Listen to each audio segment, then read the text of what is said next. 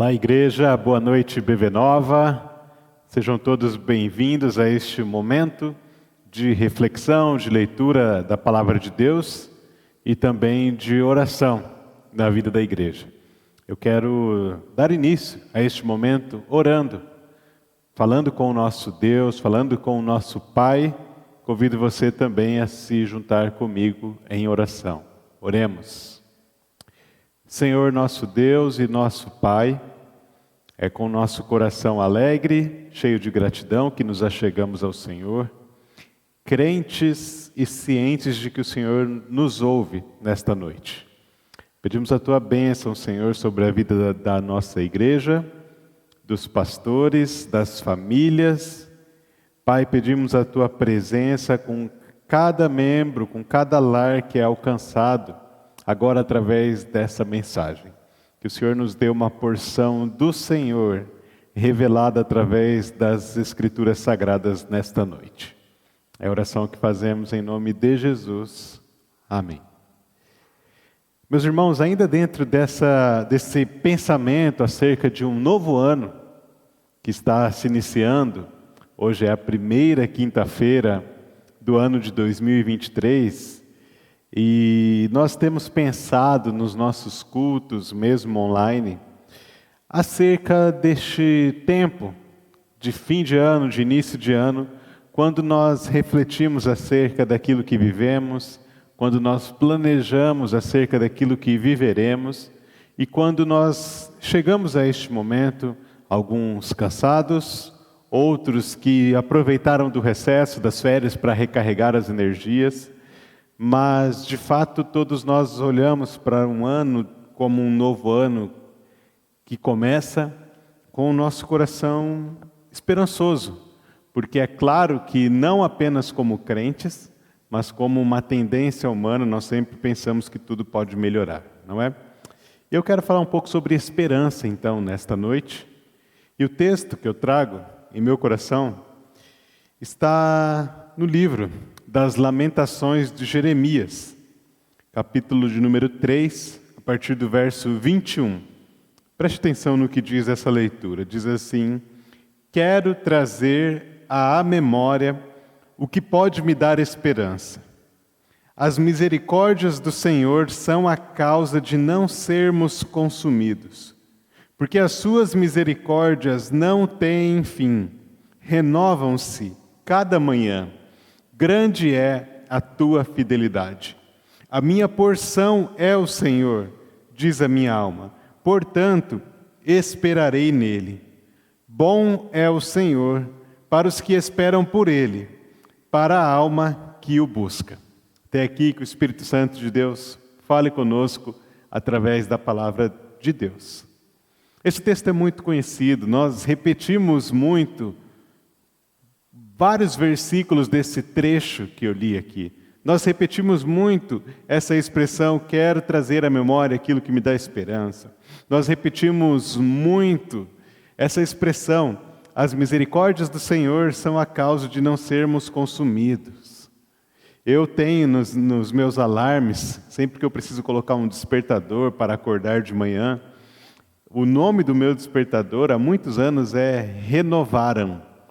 Porque sempre que eu pego o celular para desligar o alarme do despertador, eu leio essa palavra e me lembro desse texto aqui de Jeremias, falando que as misericórdias do Senhor se renovam a cada manhã.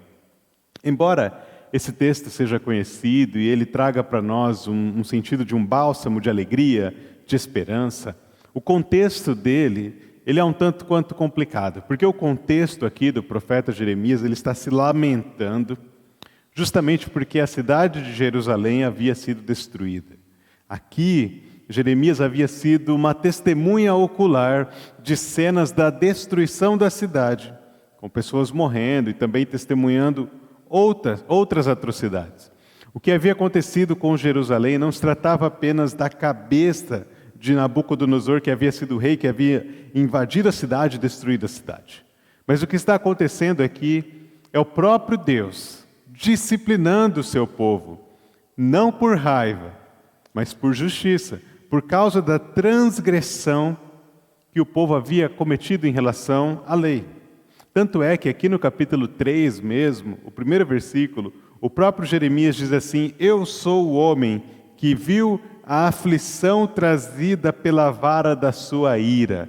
Jeremias está falando que ele é uma pessoa que viu, uma testemunha ocular da aflição trazida justamente pela ira da justiça de Deus. Então tudo o que havia acontecido ao profeta e ao povo havia afetado ele, tanto no corpo quanto na alma. Tanto é que aqui mesmo no capítulo 3, nos versículos 16, 17 e 18, o profeta diz assim: quebrou os meus dentes com pedras e pisoteou-me no pó, tirou-me a paz, esqueci-me do que significa prosperidade. Por isso digo, meu esplendor já se foi, bem como tudo o que eu esperava do Senhor. O contexto aqui do profeta, portanto, era um contexto de desgraça, de tragédia, de desesperança. E todas as vezes em que nós, seres humanos, nos deparamos com contextos assim, a tendência é se aprofundar ainda mais nessa desgraça, nessa tragédia, nessa tristeza, nessa desesperança. Veja que nós estamos começando um ano de muitas transformações. Dentre elas, transformações políticas. Muitos de nós estão, sim, com o seu coração, com a sua mente cheia de preocupações com relação a este ano que se inicia no seu quesito político, no seu quesito moral, no seu quesito econômico, financeiro, enfim. E isso faz o coração e a alma e a mente se encher, não de esperança, mas de desesperança, de pessimismo, de tristeza, enfim. E todas as vezes que um ser humano cai nesse contexto de desesperança, de tristeza, a tendência humana é de se aprofundar nisso. A tendência humana é de cavar ainda mais fundo, para ver se esse poço de tristeza tem fundo ou não. Mas a decisão do profeta Jeremias deve e pode ser a nossa. Porque diante desse contexto, sim, de tristeza, diante desse contexto de desesperança, o profeta ele para e diz assim: não, eu quero trazer à memória o que pode me dar esperança. A depressão, a tristeza, a angústia, a desesperança, elas jamais devem anular em nós a fé que nos dá a capacidade de tomar decisões. A angústia, a tristeza, não deve anular em nós essa fé que nos dá a capacidade de tomar decisões. É por isso que diante de um contexto de incerteza, diante de um contexto de desesperança, ainda assim, nós devemos manter a nossa fé, porque a fé nos leva a tomar decisões e boas decisões. A decisão que o profeta toma aqui é: quero trazer à memória o que pode me dar esperança. Essa decisão de trazer à memória o que dá esperança exige razão, sabedoria e empenho. Essa decisão de trazer à memória o que pode dar esperança significa remover entulhos da alma e deixar-se preencher com as verdades inesgotáveis de amor da palavra de Deus. É por isso que muitos de nós que olham para este ano com aquele ar de desespero, com aquele ar de insegurança, todos nós que nos sentimos assim, diante de diversas situações e contextos diferentes, sejam eles políticos, familiares, financeiros, econômicos, morais, enfim, nós devemos olhar para isso e tomar uma decisão de fé. E essa decisão de fé é remover esses entulhos da alma. Essa decisão de fé é trazer à memória o que pode dar esperança. E como é que isso se dá na prática? Como que foi com o profeta Jeremias? A continuação do texto nos diz isso. Porque depois de dizer, quero trazer à memória o que me dá esperança, o profeta diz, portanto, que as misericórdias do Senhor são a causa de não sermos consumidos.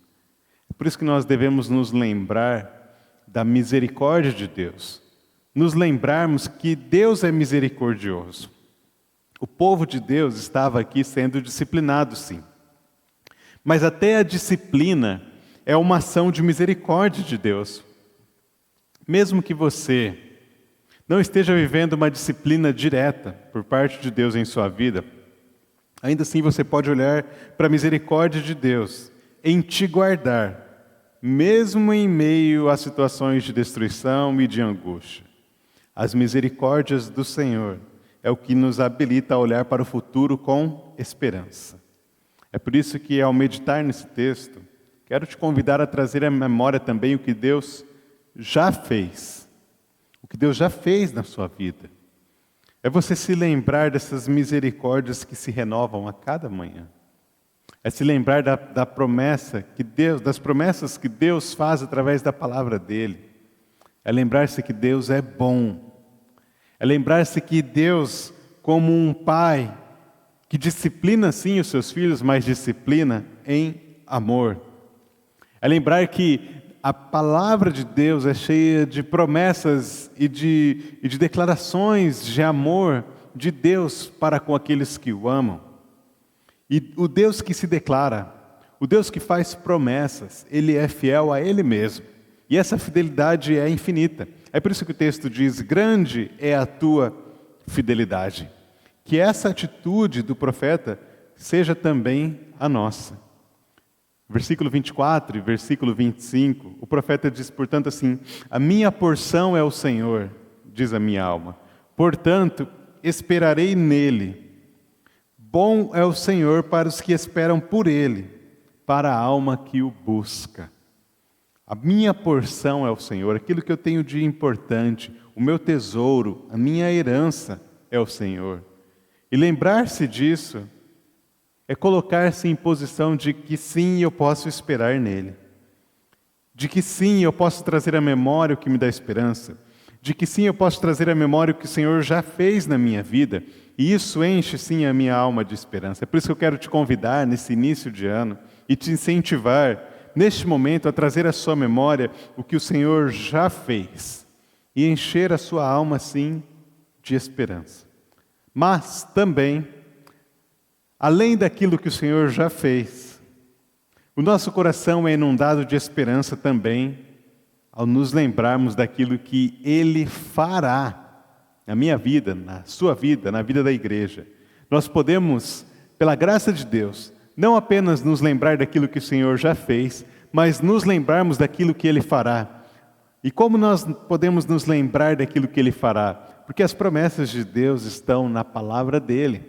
Olha só o que Deus diz através do próprio profeta Jeremias, no livro do profeta Jeremias, capítulo 29, versículo 11. Porque sou eu, diz o Senhor, que conheço os planos que tenho para vocês, planos de fazê-los prosperar e não de causar dano, planos de dar a vocês esperança e um futuro.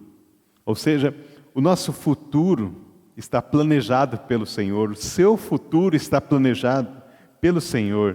E o que o Senhor está planejando para nós, o plano de Deus para nós, não é de nos causar danos, mas é de nos fazer prosperar. Os planos de Deus para nós envolvem esperança e envolvem um futuro cheio de esperança. E para além de tudo isso, Jesus Cristo, o Evangelho de Cristo é a nossa maior esperança. Ele nos amou, Ele sofreu, morreu em nosso lugar, Ele ressuscitou, Ele nos salvou e Ele voltará. O Evangelho de Cristo é a nossa maior esperança. Para além de possíveis salvadores políticos, para além de possíveis salvadores econômicos, para além de projeções acerca daquilo que acontecerá no futuro feita por homens que não temem a Deus, nós podemos confiar em todas as projeções sobre o futuro da palavra de Deus, da revelação que Deus faz de si mesmo a nós, dos planos que Deus tem para mim e para você, dos planos que Deus tem para todos aqueles que o amam, que são planos de fazer prosperar, que são planos de esperança e que são planos de um futuro. E para além, acima de tudo isso, o plano redentor que é revelado em Cristo Jesus, que nós já estamos salvos, que nós já somos abençoados com toda a sorte de bênçãos nas regiões celestes, e que Ele voltará para resgatar todos aqueles que receberam essa mensagem salvadora do Evangelho. Que a nossa oração seja, portanto, Senhor, que o Teu Espírito encha o meu coração da Tua palavra, que o Teu Espírito encha o meu coração de esperança e da esperança que flui do Evangelho. Que nós, como igreja, possamos trazer à nossa memória, hoje e daqui para frente, tudo aquilo que o Senhor já fez, mas também aquilo que Ele ainda fará, porque os planos dEle são de nos fazer prosperar, são de nos dar esperança, e são planos que nos dão um futuro. Meu irmão, minha irmã, que neste ano você possa desfrutar dessa misericórdia do Senhor que se renova a cada manhã, e que você e eu possamos esperar nele, porque bom é o Senhor para os que esperam por Ele, para as almas que o buscam. Que Deus te abençoe, Deus abençoe a sua casa, a sua família, esse restinho de semana, e no próximo domingo nós nos encontramos presencialmente aqui para a celebração da IBV Nova às 18h30. Até lá, tchau, tchau.